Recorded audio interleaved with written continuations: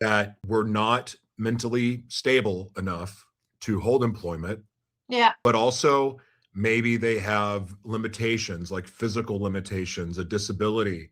They don't have the education, they don't have the money, whatever. It didn't matter, because all people need to use my system is a willingness to tap into the purpose that they were created for, as well as tapping into the gifts that they were given, they were born with, and then their life story. And here's the best part.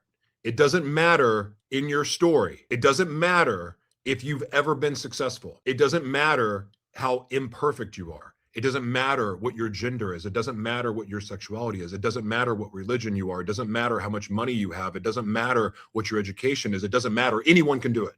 Anyone. It's a really inclusive it is tool, for right? anyone. Really inclusive tool, right? Super inclusive. It is mass inclusion.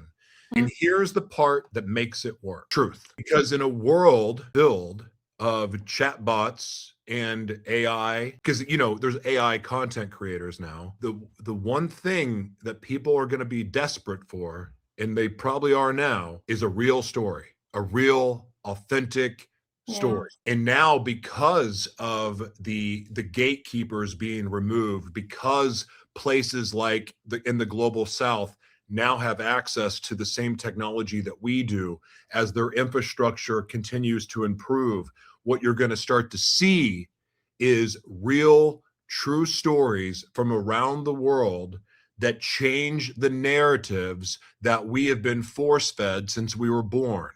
We are going to realize that there's people maybe behind the scenes that never wanted us to know the real stories about what happened in Africa, or what's happening in Africa, what's happening in other parts of the world. How did certain powers maintain their power? It probably wasn't by doing things on the up and up.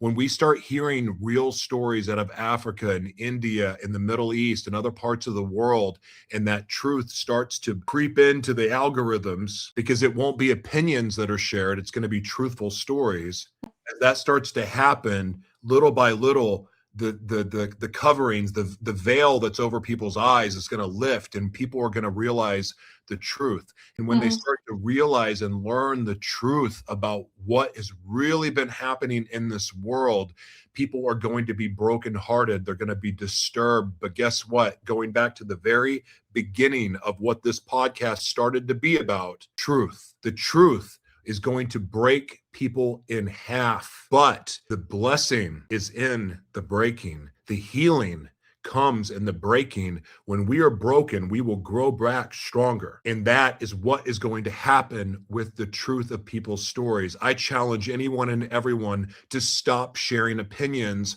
about things that you cannot prove are true. And no, you can't prove your opinion to be true, because you are not the source of the information. And in fact, even when you're the source of the information, you still have your perspective that can alter the truth just a little bit. So the absolute truth is something that none of us really have. So why in the world are we going through life acting as if we are the authority on what is true?